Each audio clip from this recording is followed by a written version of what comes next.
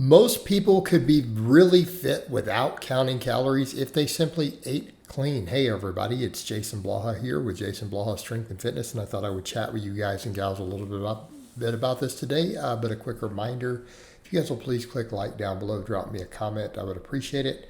And I mean, realistically, going back 25 years when I first got into this, I was over 300 pounds when I first got into serious about working out and into fitness, and I lost 150 pounds running and just eating clean. I lost 150 pounds without counting anything. I didn't even know I was supposed to be counting calories. And this is something I will note and people need to understand. I know plenty of people out there who've been in the fitness game a long time who don't actually count calories, who are healthy and fit, but they focus upon healthy eating patterns and they work out, they do cardio. Okay. And like I said, I am maybe not the best example to use because I have a ridiculous appetite and I've been well over 300 pounds before. But by and large, I find the majority of people, if they're not in the pursuit of exact body weight goals and they just want to continually improve body composition, don't have to count calories. And I mean, I would say the same even for a morbidly obese person who needs to lose 100 pounds. They don't necessarily need to count calories to get there. They don't have to actually count. As long as they're eating really clean whole foods, and by whole foods, you guys know my definitions of whole foods. No, it doesn't include stupid stuff like butter. Just stop. Like people throw that in. Look, that's a refined, really fat food, right? There's any fat source that's really high in fat that doesn't have fiber. That's not a whole food. Just stop. So oils, butter, all that junk. Even processed red meat, bacon, sausage, that's all junk food. That's what we mean by junk food. Refined sugars are junk food. Okay, I'm talking meat, leaner meats, minimally refined dairy. We're not talking about butter, about yogurts, milk, things like that. Whether you choose to do whole ones or fat-free, I'm not even bothered. I'm still going to count that in there. Fruits, vegetables, nuts, legumes. In other words, guys, look, chicken, rice, and broccoli, right? Nobody's getting fat on chicken, rice, and broccoli. Just stop. People say, well, what if you add butter to it? Yeah, quit adding the butter and 10 cups of oil to it. Just stop. Okay, all right. You guys know what we mean by eating clean. We mean eating whole foods, minimally processed foods, making sure your protein and fiber are high. Okay, if protein and fiber are pretty dang high, right? And by high, we mean at least, 0.8 grams per pound of body weight on the protein. You're avoiding refined fat sources, you're avoiding refined sugars, just avoiding all the hyperpalatable junk. If you're just eating whole foods, mostly single ingredient foods, you look at it, there's one ingredient. That's a whole food, right? You flip the container over, if there's 4 ingredients, it's not a whole food. There's 10, it's definitely not. This is very straightforward, right? Rice is a whole food. Chicken is a whole food, so on. A banana is a whole food.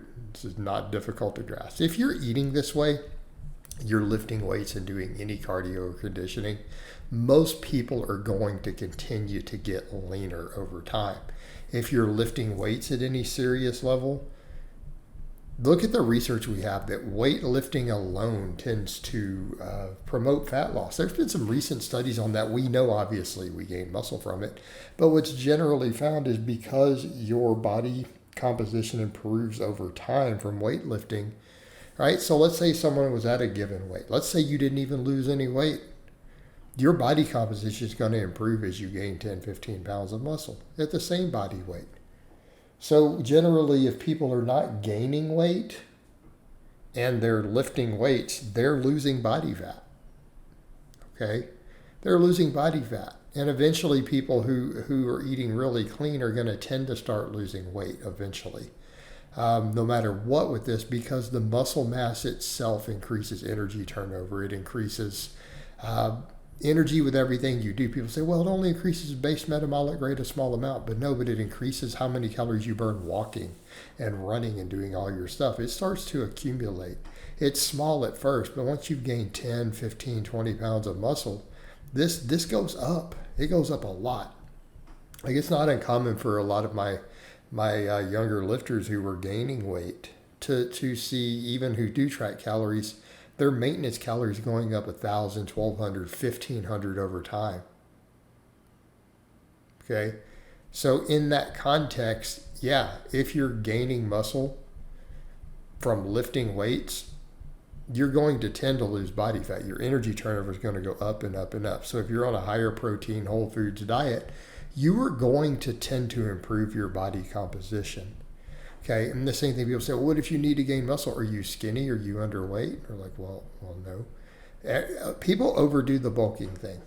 If you're not on anabolics or you're not a really skinny novice, the idea of needing to purposefully bulk has been largely overrepresented. And I'm saying this as someone who's observed this as a coach, someone who's read all the scientific literature, all the current research, and even talking to other coaches. We've all kind of figured out, and based upon research, unless you're really lean, a calorie surplus is not required to gain muscle. Maintenance calories seem to cause just as good of muscle growth for people who have any significant body fat to spare. Okay, and it doesn't mean fat people. It means you could be at 15, 16% body fat. Your maintenance calories is going to give you the same muscle growth that bulking is. And even in a small deficit, people are going to gain muscle if the training is good and the protein is good. So I would say that's the main key. As long as your protein is sufficient and you're not super ripped already and your training is on point, you're going to gain muscle anyway, right? This is going to happen by default. So we don't necessarily need the calorie surplus, and people who are gaining muscle and active and eating really clean are oftentimes going to find themselves into calorie deficits quite easily. So the whole idea here is that if people are eating legitimately clean, not healthy TM, they're lifting weights, they're doing conditioning, right? You see me doing the GPP and stuff there. Your body composition is going to improve month after month, year after year after year after year. So no, unless you're really obese or you're really underweight, the idea of having to count calories just to be really fit or to have a good physique by normal standards is just not realistic. We're not talking about by Instagram standards or any of that, but by real world standards, not really. Just eating a balanced whole foods diet, training pretty hard, good training, good conditioning work. You will just continue to refine and improve, even if you're not tracking anything. All right, guys, but that's really all I have to say on that today. I hope it's been informative, and I'll talk to you guys and gals next time.